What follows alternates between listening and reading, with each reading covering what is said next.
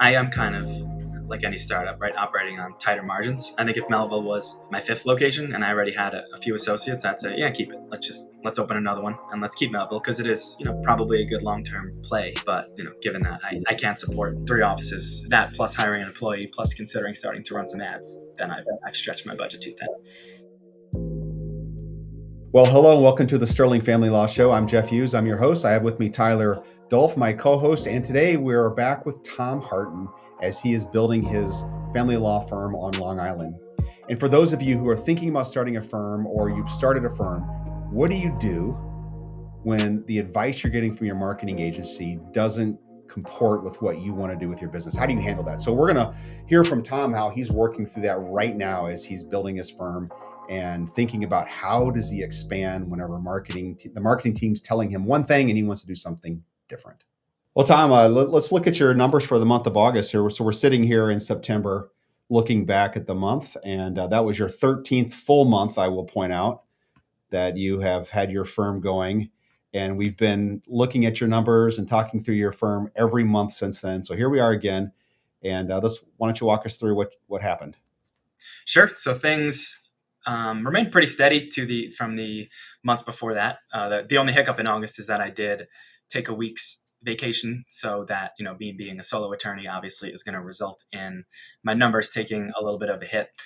So in August I did $16,227. So if we were to had I not taken that vacation, again I'm trying to hit at least while it's still just me working here, the threshold in my brain is kind of I want to hit a minimum of 20,000 each month. So that I took the vacation, that was my choice. So August I had the work, and had I been here the full month I would have easily hit that metric. So good, happy with the numbers there. I'm looking for a day where you can take a vacation and not see a dip. Yeah, might come sooner than we think. Eight leads, pretty steady from what we've seen before. 5 consults, 3 hires, and same bottom line profit. Given my total expenses in the range of 7,000, so bottom line profit around just over 9,000. So great. So Tom, you mentioned Jeff, you mentioned this is Tom's 13th month in business, and I was pulling some stats earlier for one of our other businesses. But Tom, if you look at just the 12 months, so within your first year, do you happen to have your total revenue? I can pull that up live. Let's see, because we have this all in Excel sheet. So if you give me 30 seconds here. I've got $150,000. Sum these numbers. Yeah, that sounds right. And if I were to just do the last, prorate that over just the last 4 months. So 83 of that was just over the last 4 months. So if you extrapolate that over a 12-month period, what would that be? 240 something, 249. Yeah. Times 3. Just shy of 250, 249, 756. So yeah, good. That's a good rolling average right there. Yeah. And again, I'll temper that by saying, I don't like to stress this point too much, but I am still putting, 20 hours a week doing contract work for that other firm. So that's $250K in top line revenue while I'm both working in and on the business, only about 30 hours a week. What's really cool is that there's hundreds of family lawyers looking to start their own practice right now, and they can easily go back and look at your last 12 months of podcasts where you've walked through the whole process and modeled what that looks like. And you've done it, obviously working part-time, and you got a young family, and there's a lot of stressors in your life right now. So I would say, well done. Yeah, thanks. Yeah, it was, I would say, a little bit harder than I thought, a little more work than I thought for people looking to do it. But, as you can see, it's definitely doable. I think having that side income was a gigantic help, because if I go back to those early months where, I'm looking at my first, so my first 6 months, I'm seeing 5,000, 4,000, 7,000. I could a little scary. A wife and 2 kids on that, right? So I'm very thankful to my other employers for help. I don't know. It's a situation that I'm very lucky to be in. So because I don't know that would have been those would have been a very hard 6 months to get through. So I'd say if you're young in your early 20s and you can get live in a little studio apartment or something while you start, it's so doable. If you have a family and like me, you're support my wife. My wife's a stay-at-home mom, so I don't think this would have. It would have been much more difficult. Not to say it wouldn't have worked, but it definitely would have been much more difficult without that. I can also echo what you're saying. I've started 10-ish businesses, and every one of them, it was harder than I thought. So you're not alone. I've never met anyone who said I started a business and it was easier than I thought. It just that person doesn't exist. That scenario doesn't exist. Tom, total tangent here, but given the fact you got 13 months under your belt, if someone's listening to this and they're inspired by our story, they want to do their thing, what's one or two things that you would have changed going into this that would have made it more effective faster? That I would have changed to what, make it grow faster. Yeah, or avoided heartache, or any benefit that someone could hear so that they don't make the same mistake you did. I mean, it's not a mistake I made, but I will say, work with a marketing company. Particularly working with you guys with Rocket Clicks, and even with my previous marketing company, I could say, all the technical stuff that you guys do, and I want to be clear, I have an engineering degree. I know I'm fairly well versed in computers compared to the general population, and even most of that stuff goes over my head. So, I definitely would not be there, be where I am right now without that. So I think focusing on the local search and doing everything you can to boost those rankings. Thankfully I had a lot of I was talking to Jeff before I opened my firm, talking to someone else local to me before I opened my firm too. So they gave me a lot of advice that I think prevented me from making a lot of mistakes. So what I think some people might do is try to really reduce expenses, and obviously that's a smart thing to do. Don't My advice is not to go out spending like crazy, but it is worth it short term and long term to work with a team and to pay them some money that knows what they're doing. Because I could without you guys and without my previous company too, I could still be at that 4,000 a month threshold. So We do a lot of these, and overwhelmingly when I ask that question, the number one response is ask for help, have a mentor, like find someone who's done it before. yeah, and I had Jeff before I even opened, so which was awesome. Big shout out. That's awesome. Hey, family law firm leaders, my partner, Tony Carls, just released his book where he lays bare our precise blueprint for growing sterling lawyers from 0 to 17 million. This is the blueprint that we still use daily. And Tony explains it in very simple terms. The truth is, this is not simple to do. Success requires and demands hard work, but if you have the patience and the work ethic to do it, your family law firm will succeed. Well, Tom, prior to coming on today, we were talking about some challenges on the marketing side, and obviously marketing teams don't bat 1,000%. So let's kind of talk about some of the stress or struggles or frustrations you're having right now with respect to mapping. Sure. So I have two offices, and you guys know I'm working with Rocket Clicks here. So my first office that I opened was in Massapequa, and that would have been opened in when I started. So that's 13 months old at this point. And then I opened another office in Melville in February. So that would be my office number 2. My first office, Massapequa, continues to perform really well. I am, that is where, these numbers that I'm reading off, all of those, all of 100% of that work has come from that office. Melville is and I'll temper this by saying it's wealthy and it's a commercial area on Long Island, which is, there's not too many of those. Long Island's largely residential, at least when you come out here to this part. So when I first started working with Rocket Clicks, one of the first things I wanted to do was open a second office to get more of that map pack ranking, because I knew, if I could open a second office like Massapequa, my goal was always to hire somebody as quickly as I could. I knew if I could get like a second location like this, I would have more than enough work to give that person. So Melville has not exactly panned out. It has been 7 months now, 7.5, and I have not had a single consult in that office. So that's been a little frustrating. I think I'm thankful that I opened Massapequa first, because had I gone in the other direction and opened Melville first, we might be having a very different conversation here, or not having a conversation at all, because maybe my doors would be closed. But I think, sorry, I tend to go off on tangents too. So the question was map pack difficulty. Oh yeah, so have just been batting around the idea of moving that Melville location, taking that Google business profile and opening it up somewhere else.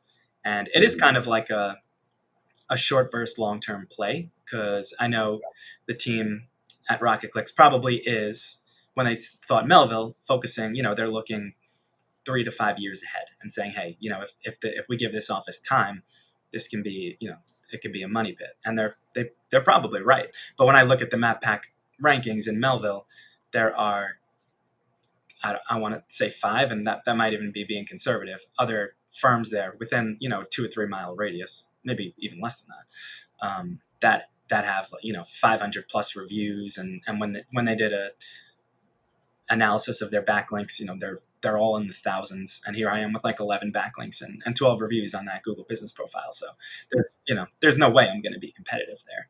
And I just think, obviously I need to find a balance between short term and long term. And I think if I, want to keep going for now, I think, my next office will be a little bit more of a balance. Like I think Massapequa was, it's good short term, and I think it will be a good long term. In Nassau County, is Massapequa as good as Garden City? Maybe not, but I still think there's a lot of traffic here. There's a good population density of upper middle class people, and I think there's plenty of other spaces like that. I enjoy playing around with Google and doing searches like divorce lawyer near this town, and seeing where those results are showing up, and where the firms are. So I already have some other locations in mind that I'd like to move that to. That I think, again, if we open there and do 3 to 6 months of getting me some reviews and some backlinks and stuff like that, that I think that office could get pretty busy pretty quick.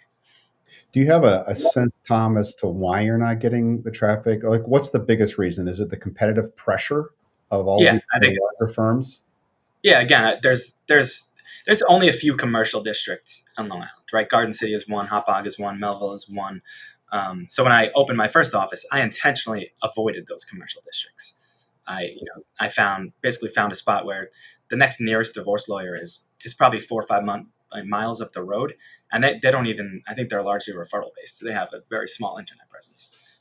So most of my competition comes from these other towns that are like, I think even in Massapequa, which is a 20-minute drive from Melville. I think my biggest competitors in Massapequa are firms that are in Melville. Their map pack rank goes that far that it spreads 20 minutes into Massapequa. So when I opened the office here and even had 10 reviews and a couple of backlinks, I was popping up in the map already. And I think it's, even if I were to take this Massapequa profile and move it to Melville, I would probably fall from the number 1 spot to like number 5. So yeah, I think it's just competition. Yeah. So, and what did Rocket Clicks advise you whenever you expressed this to them? I think at first their advice was give it some more time. I think maybe they didn't know how much time there was, because I know a conversation I had with them last month was, I need to slow down because we need to give these, it's too soon to get any data. And I was like, okay. And then they said, we're not going to know anything until 4 to 6 months. And I was like, okay, wait a second, it's been 7 months and still haven't gotten a single consult yet. So yeah, even if you could quadruple my number of consults in the next 6 months, it's a tough spot. Have you seen your rankings rise at all, or are they just in the same place they've been for? Yeah, they've gone. I think when we started, I was like in number 19, and now I'm in spot like 13. So not, I'm nowhere close to that top 3. So, have you formulated a plan on how long you're going to hold it out or wait? I think in my mind, I'm already out of there. Physically, I'm still there, but mentally, I have 2 other spots I'm ready to open. Well, not at the same time, but 2 locations that I want to choose from.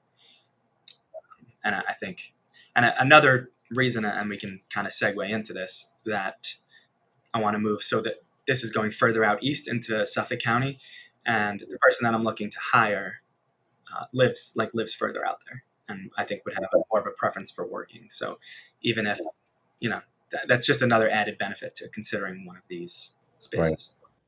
So if you kept the Melville location, your monthly cost is a grand to keep that lease going, right?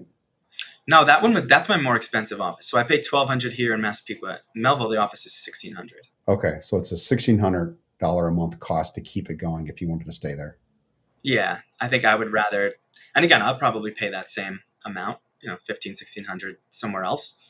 But again, I think if we can get there, I could pop in that map much more quickly. If I hire somebody, I just assume I'll pump some money into ads. I know we talked about that last time, and that's fine. So while even though that location might not immediately pop up in the map, at least we'll have those ads as a supplement until that climbs up, and then I still have Mass Peak also. So Yeah. So you Yeah, alluded right. to, go ahead, Tyler. Just an interesting note here, and I think for anyone listening, opening new locations does take a lot of time. I think even at Sterling, we allow a year before we really start seeing massive results, and we have lots of reviews and lots of visitors, and we can pump those locations up pretty quickly. But your point is totally valid in that this is something that takes a while, and financially, you got to make the right decisions for your business. So I totally support you in that. yeah, and I am kind of like any startup, right, operating on tighter margins. I think if Melville was my fifth location and I already had a few associates, I'd say, yeah, keep it. Let's open another one and let's keep Melville because it is, probably a good long-term play. But, given that I can't support 3 offices, especially when I mean, I could, but that plus hiring an employee plus considering starting to run some ads, then no, then I've stretched my budget too thin. So, So a moment ago, you alluded to potential hire. Let's talk yeah. about that. Yeah, so I've had a referral, and I'm actually meeting with her today. We've kind of been in contact for like a month or two now, and she was referred to me from someone I've gotten to know. He's actually he's opposing counsel on like 3 of my cases right now, but really nice guy. I happened to mention that I was hiring, and then like a month later, he reached out. This was probably sometime over the summer. He reached out and said, I have someone in mind if you wanted to meet her. So I met with her and she seemed really great. We talked for like an hour, and the one thing, and we're actually meeting today. So finally, it took between I think I was on vacation and then her big complaint at the firm she's at now, that she is just way overworked and she has not had time to not even had time to like meet with me. And so let me ask this question: You're an average attorney in your firm. How many cases are they handling at once? Do you know that number? Mid 40s.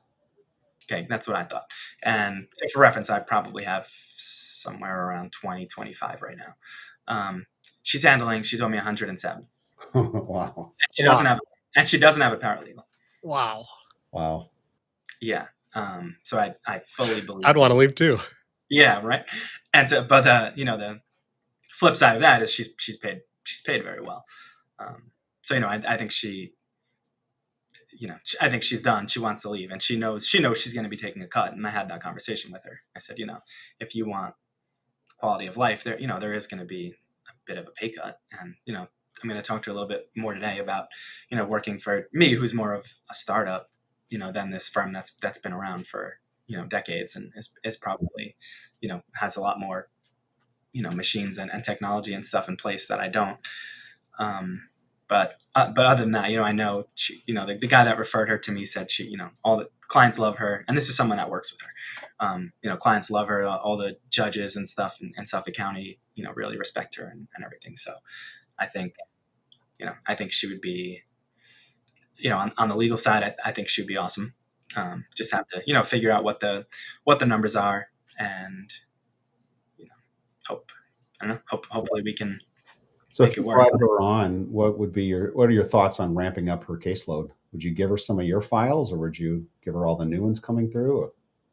Both. I would give her. There's probably a few that I would hang on to, just because, like ones that I've been working. There's still a few that I like some of my first cases that are still going. Some of these cases last very long, as you guys know.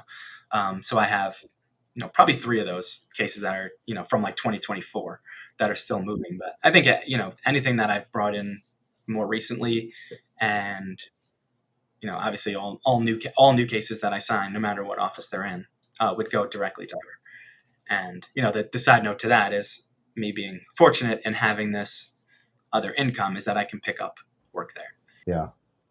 The secret to handing off files as you hand off your files to hers is getting that face to face started as quickly as you possibly can and doing something on the file. Immediate action. Like if you call up your client, hey, Mr. Client, I'm going to be passing your case over to my new associate.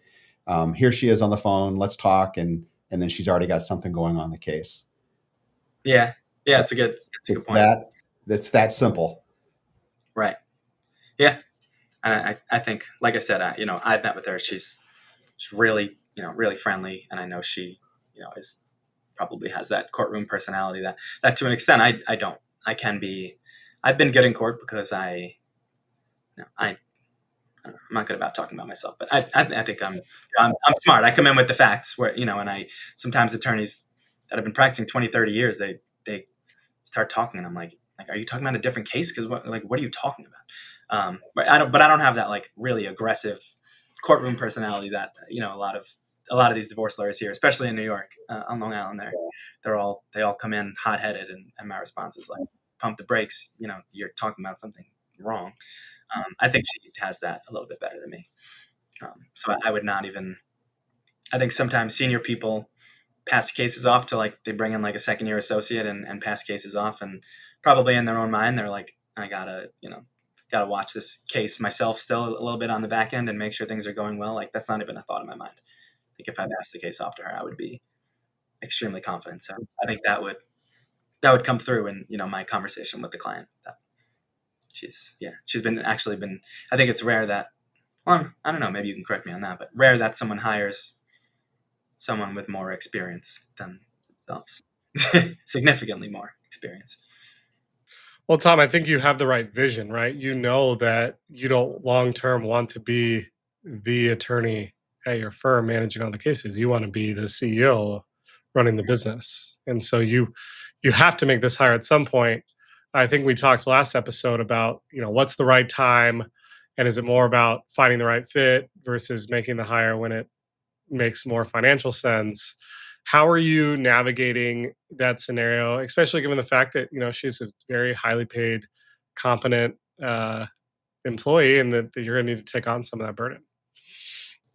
Yeah. So I think. Hold on. I'm going to just do a quick calculation here. So I was running these numbers through with Danny when I was from Rockclicks, when I was talking about hiring somebody and trying to gather how much in total I need to have set aside to pay this person, right? So if I were to say, I want this associate to cover, even if I'm okay right now at a break even, I can't afford to hire somebody at a loss right now. But if I were to say, all right, coming at a break even point, because I know at this point I'm only getting busier, her to cover her salary plus her benefits plus my marketing expenses and my office expenses, she would need to do about 25,000 a month, which I probably already have that enough work for her to do that. And if I open this second office and start running some ads, and I think that number included me running some ads also, start running some ads, then, if she can cover herself and all my business expenses, then, again, I'm only going to get busier. The second office is going to move and start running some ads. I don't imagine a scenario where I get slower. Mm-hmm. Yeah. Big leap, though, for an entrepreneur. I'm impressed. Yeah, I've been I'm just excited. to help you kind of think it through. I've been following you obviously now for 15, 16 months. We've been talking, and I've seen how you analyze your firm, how you think about it, how you take risk. And I personally think this is a gutsy call, but I think it's the right move to make. I think you should do it. Yeah, I think so too. I think if again, a lot will come out of this conversation today. There's other things. I think one time she mentioned offhand, when I first met her, she was like, "Oh, I'm not sure if I want to go somewhere else or start my own firm." And that immediately I was like, "Whoa!" Like, what if she comes here for for like 6 months to a year and then decides, "Nah, I want to open my own firm." But I think that that's a risk you take with everybody in family law, right? I mean, I don't think big law attorneys worry about that, right? That's kind of where my background. I don't think when they hire an associate, they're going to think, no 50-year associate is going to break off and start their own patent litigation firm and steal this giant corporation from them. That's just not how that world works. But in family law, people do that frequently. And then I think my other worry was that she does live very far east, and again, I'm going to open this second office, and all of my ads, I think I would focus out there if I hired her, just to because that's a newer office, and B, that's where she wants to work. But I do still have a good number of cases here in Nassau County. And I know she said for her to get to the courthouse here in Nassau County is like an hour, 20 minutes or something like that. So I know that's like a headache for her. And what I've said is, in a year or so, hopefully within the next year, I'll be making a second hire. And that hire, thinking long term, I will have like a Suffolk office and a Nassau office. So once I have enough work to make that second hire, she could handle the Suffolk cases, and my second attorney could handle the Nassau cases. But there is going to be that, and my second attorney could handle the Nassau cases. But there is going to be that, part of that is my main office right now is still in Nassau County. So that'll be her call if she wants to do that. But Well, it'll be fun next month to hear what happens. yeah, it is. It is stressful, but I agree. I think, like you said, it's a risky move, but it feels like the right one. And again, I'm thankful that I get to temper that risk where I can, if I have a good meeting with her at 12, I can call up my other firm at 1 and say, "Hey, I want to double my workload," and they'll say, "Yes, please." Yeah, So, that's a great. That is a very nice thing to Yeah. have in your back pocket. Yeah, and then that I can work. I'm very efficient doing that type of work because I've been doing it 9 years. I can work a 30-hour work week at that job and carry basically a full workload, and then still spend a good amount of time if I'm not handling really any files directly. That's giving me 20 hours a week to work on the business, just growing things and getting maybe more involved in networking and stuff like that. So I think that puts me in a position that I would really enjoy being in. So Very good. Tom, really appreciate your time and update today. yeah, thank you guys.